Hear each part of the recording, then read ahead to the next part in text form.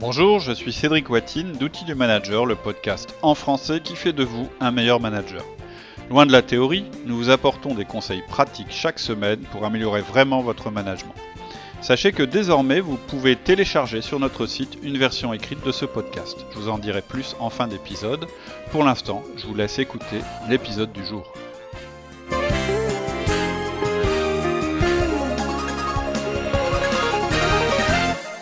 Bonjour Cédric. Bonjour Alexia. On aborde aujourd'hui le troisième épisode de la fixation des objectifs annuels de vos collaborateurs. Voilà où on en est. En fait, on a sous la main les éléments connectés, c'est-à-dire tout ce qu'on a réuni qui pouvait servir de base à la création d'objectifs. Et maintenant, vous allez extraire de ces éléments collectés les objectifs concrets que vous allez fixer à vos collaborateurs. Ok.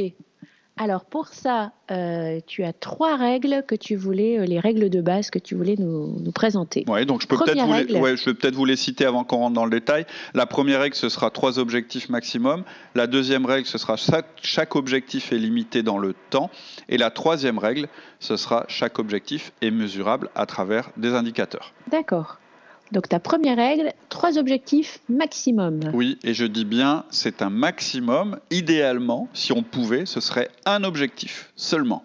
Plus c'est simple, mieux c'est. Et ça vaut aussi pour votre entreprise d'ailleurs, et pour votre service. Idéalement, si vous ne donnez qu'un objectif, vous avez bien plus de chances qu'il soit réalisé. C'est évidemment la loi des priorités. Et plus vous allez ajouter d'objectifs, et plus le message sera diffus et complexe. Donc il vaut mieux peu d'objectifs et en remettre une fois atteint que beaucoup d'objectifs donnés en vrac. D'accord. Deuxième règle importante, chaque objectif est limité dans le temps. Oui, c'est-à-dire qu'on a une deadline, c'est indispensable. Et cette deadline, ça peut être la fin d'année, mais pas forcément. D'ailleurs, je vous conseille surtout pas de mettre les 3 objectifs en fin d'année. Vous pouvez travailler sur des périodes plus courtes. Et vous devez être très clair. Si l'objectif n'est pas réalisé à la date prévue, il n'est pas réalisé. Vous devez être clair avec vos collaborateurs à ce sujet. L'objectif, c'est pas non plus premier trimestre ou troisième trimestre, c'est un jour et un mois. Par exemple, le 25 mai 2010. Alors pourquoi je vous dis ça, c'est pas pour être psychorigide, mais parce que ça évite toute confusion. Si vous mettez pas de date, vous allez avoir une espèce de stress permanent sur la réalisation de l'objectif, et c'est certain que la plupart des objectifs ne seront pas réalisés. On connaît tous le vendeur qui vous remet un budget à plus 10%, qui reste toute l'année à plus 5% en croyant que ça va s'améliorer le dernier mois, et ça arrive jamais. D'ailleurs, en général, si la personne, dans son planning, elle vous met toutes les ventes en décembre, moi je dis danger, parce qu'il y a de grandes chances que ça se décale à l'année suivante et que l'objectif ne soit pas rempli. Et même si vous mettez le mois de décembre, vous allez passer tout le mois de décembre à harceler votre collaborateur pour savoir s'il va réussir son objectif. Donc, il faut échelonner vos objectifs sur des dates différentes, mettre des dates précises et être clair avec le collaborateur sur ce que signifie la date. Ça donnera aussi sa chance à votre collaborateur de vous dire qu'il reste en retard. Donc, ne fixez pas toutes les réalisations d'objectifs à la fin de l'année, parce que les gens vont attendre le dernier moment. D'ailleurs, on sait qu'il y aura d'autres travaux qui vont tomber pendant l'année, des choses impromptues, imprévues, qui risquent de remettre en cause les objectifs. Personne ne s'en apercevra si les deadlines sont toutes très lointaines. Ça permet aussi de limiter le nombre d'objectifs sur une période. Je m'explique, vous fixez 2 objectifs pour l'année, par exemple. C'est-à-dire, vous n'êtes pas dans l'idéal qui est un objectif, vous n'êtes pas dans le maxi qui est 3 objectifs, vous en fixez 2. Et ben, le premier, vous allez dire, il doit être réalisé pour le 25 mars, et l'autre, vous mettrez une date plus tard. Ça permet, lorsque le premier objectif est atteint, d'en fixer un autre, plutôt que de donner à votre collaborateur une espèce de multitude d'objectifs, une liste de courses dès le début de l'année. D'accord. Donc en fait, ces 2 premiers principes, ils marchent ensemble. On limite les objectifs et on les met avec des deadlines précises dans l'année. D'accord. Ta troisième règle primordiale, chaque objectif est mesurable à travers des indicateurs. Oui, et donc là, il faut bien faire la différence. Un indicateur, ce n'est pas un objectif. Le nombre de plaintes clients, ce n'est pas un objectif. C'est le moyen de mesurer un objectif. L'objectif, par exemple, ça pourrait être 0 plainte client. Ensuite, il y a certainement un tas d'indicateurs existants dans l'entreprise. Donc avant d'en inventer de nouveaux, vous verrez qu'il y en a certainement un tas qui existent déjà. Et s'ils existent, c'est parce que l'entreprise a décidé de les mettre en place. Si elle a décidé de les mettre en place, c'est qu'ils sont importants. Donc, le bon principe, c'est qu'on ne peut améliorer que ce qu'on mesure. Vous aurez énormément de mal à améliorer des choses que vous ne mesurez pas. Donc un conseil, vous regardez ce qui est déjà mesuré et vous voyez si ça ne peut pas servir pour votre objectif. Dans ce sens-là, c'est-à-dire que vous avez collecté vos données, vous avez déterminé vos objectifs, donc vous ne partez pas des indicateurs pour fixer des objectifs, mais une fois que vous avez fixé vos objectifs, vous regardez comment vous allez pouvoir les mesurer, et donc dans vos instruments de mesure, vous privilégiez ceux qui existent déjà. Ne créez pas à chaque fois un nouvel instrument pour mesurer chaque objectif. Il doit déjà exister. Et comme la perfection est l'ennemi du bien, vous allez privilégier les approximations.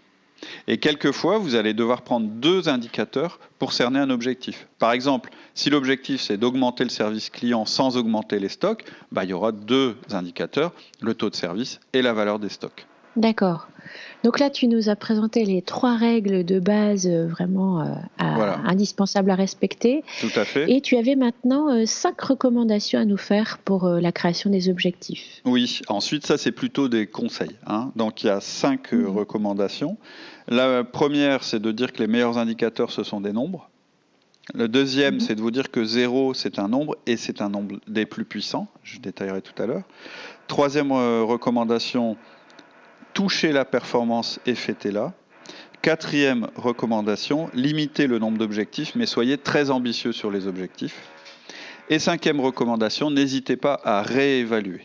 Donc, premièrement, les meilleurs indicateurs sont des nombres. Oui, en fait, ce que je voudrais, c'est que vous évitiez les intentions, que vous soyez vraiment dans du concret.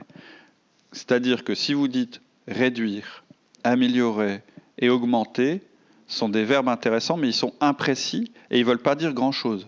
Par exemple, si vous dites « je veux augmenter le niveau de mon équipe », ça ne veut rien dire.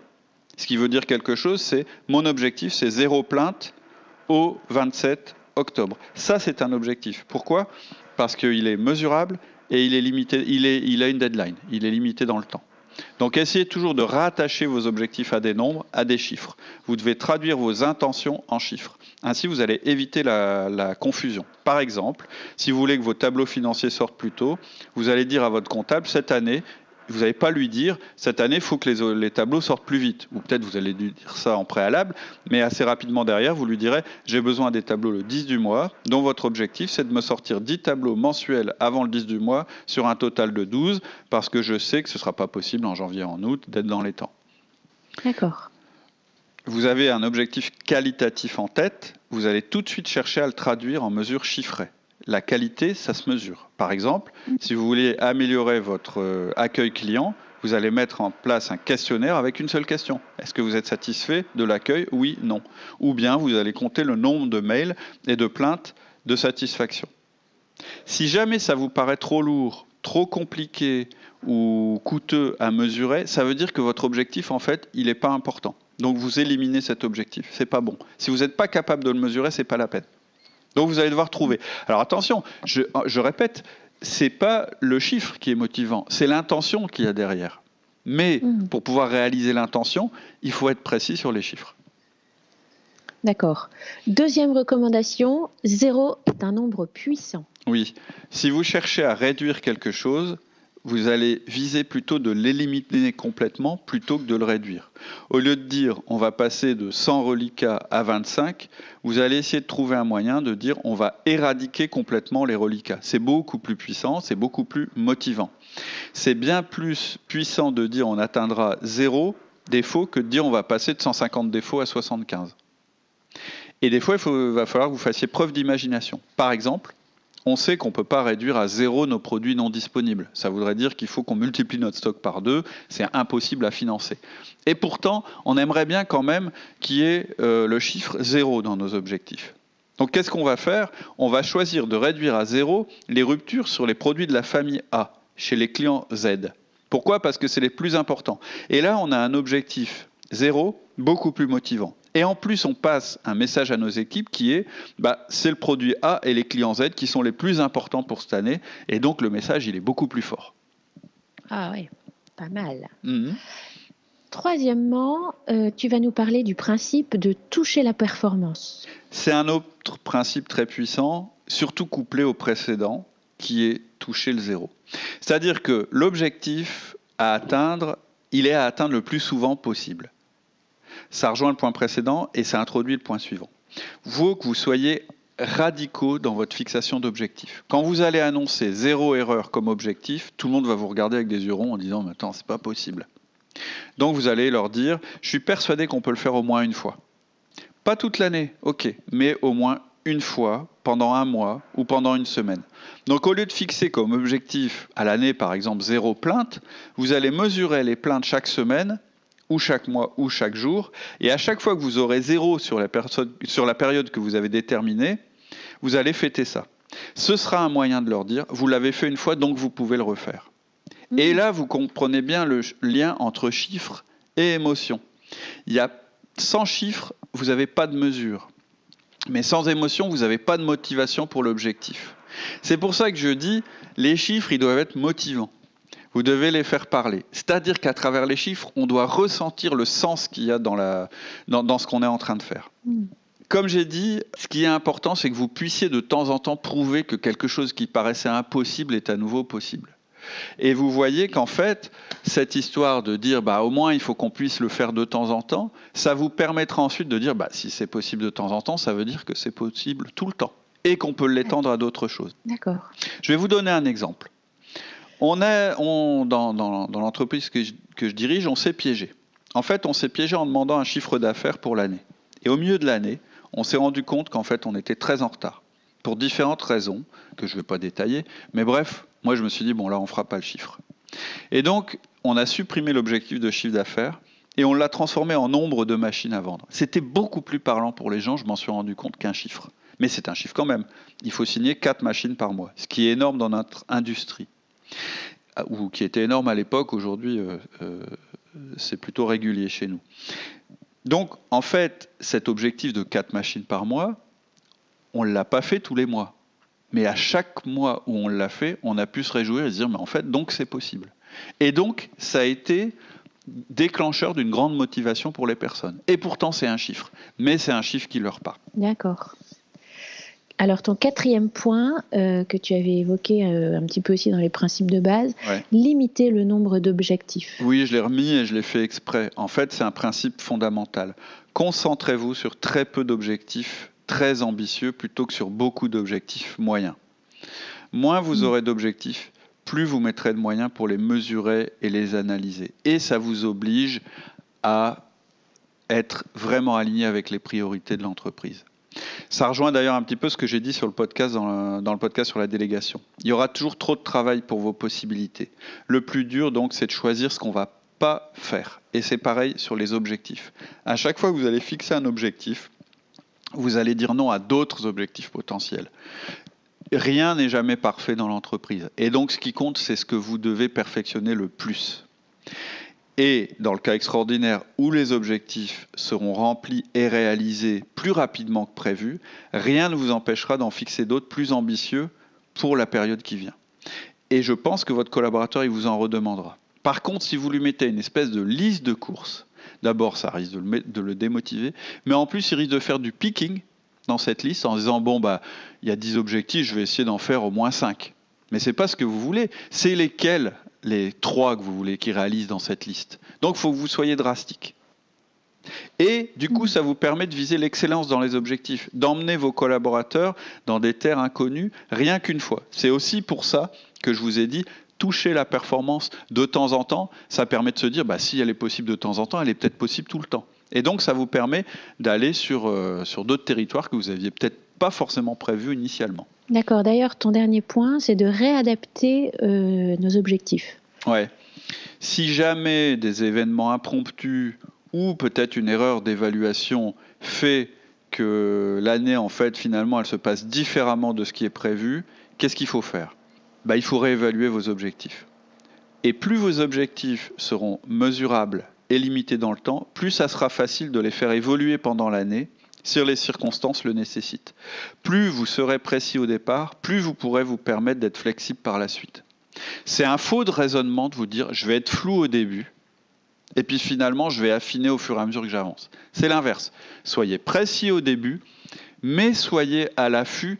Faites très attention que votre système de prévision, parce que les objectifs, ça fait partie du système de prévision, soit toujours adapté à la réalité du marché. Tout le monde sait que le marché, il n'est pas réellement prévisible. Par contre, vous devez quand même avoir un cap. Bien sûr, changez pas vos objectifs en permanence parce que vous les atteignez pas. C'est-à-dire que si au moindre obstacle, vous remettez en compte toute votre stratégie, ça marche pas. Par contre, si régulièrement vous butez et que vous vous rendez compte qu'il y a un problème dans les objectifs, il ne faudra pas hésiter à les réévaluer en cours de route. Et dans les deux sens. Peut-être qu'au contraire, vous allez vous rendre compte, finalement, en fait, l'objectif, on l'atteint tout le temps, et de manière très facile. Donc, on a été peut-être un petit peu, je dirais, un petit peu trop raisonnable sur les objectifs, ou je dirais pas assez ambitieux, et donc on va les revoir un petit peu à la hausse. Le fait que vous les ayez fixés de manière précise et avec votre collaborateur au départ, ça rendra la démarche plus facile. Je rappelle qu'un des critères pour votre collaborateur au niveau de sa motivation, c'est que les challenges qu'il a en face de lui soient ni trop simples, c'est-à-dire que là, ça engendrerait de l'ennui, mais ni trop compliqués à atteindre, parce que là, ça engendrerait du désespoir. Donc, vous devez être toujours en phase avec la réalité de ce qui est possible, tout en étant ambitieux. C'est toute l'alchimie qui doit vous conduire qui doit conditionner la manière dont vous allez fixer les objectifs. Ok. Écoute, super intéressant. On arrive à la fin du podcast. Là, peut-être qu'avant de se quitter, tu pourrais nous rappeler ces fameuses 3 règles de base et tes 5 recommandations pour ce jeu subtil de la fixation des objectifs. Donc, les 3 règles de base, c'est 3 objectifs maxi. Et si c'est moins, c'est mieux. La deuxième règle, c'est que vous devez fixer des objectifs limités dans le temps, c'est-à-dire avec des deadlines précises et pas vagues du tout. La troisième règle, c'est que chaque objectif doit être mesurable à travers des indicateurs. Si vous ne mesurez pas, ça ne sert à rien de fixer un objectif. Et ensuite, je vous ai donné 5 recommandations pour la création de vos objectifs. Je vous ai dit en premier que les meilleurs indicateurs sont des nombres et que oui, même le qualitatif, il peut se mesurer. Deuxième recommandation, je vous ai dit que le 0, c'était un des nombres les plus puissants. Troisième recommandation, c'est penser à toucher la performance parce que ça vous montre que c'est possible parfois et donc c'est peut-être possible toujours. Quatrième recommandation, limitez le nombre d'objectifs. Je me répète, mais soyez très ambitieux sur les objectifs. C'est ce qui va avec la limitation d'objectifs. Moins il y en a, plus on peut être ambitieux sur ceci. Et cinquième recommandation, oui, de temps en temps, vous pourrez être amené à réévaluer les objectifs, le moins souvent possible.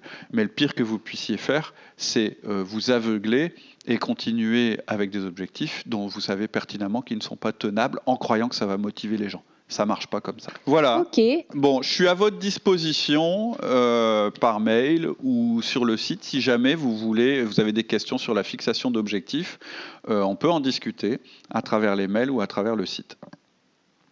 D'accord. Écoute, merci Cédric. À bientôt. Très bonne semaine à tous. À bientôt. Au revoir. Bonne semaine. C'est tout pour aujourd'hui. En attendant le prochain épisode, je vous invite à vous inscrire sur notre site outildumanager.com. Cela vous permettra de télécharger des documents complémentaires, de recevoir notre newsletter, de passer des tests disques en ligne et de nous poser toutes vos questions. Vous pourrez aussi télécharger la version écrite du podcast que vous venez d'écouter. Vous pouvez vous rendre directement sur la page correspondant à ce podcast et suivre le lien ou bien aller sur notre boutique en utilisant le menu. Donc rendez-vous sur outildumanager.com. À bientôt.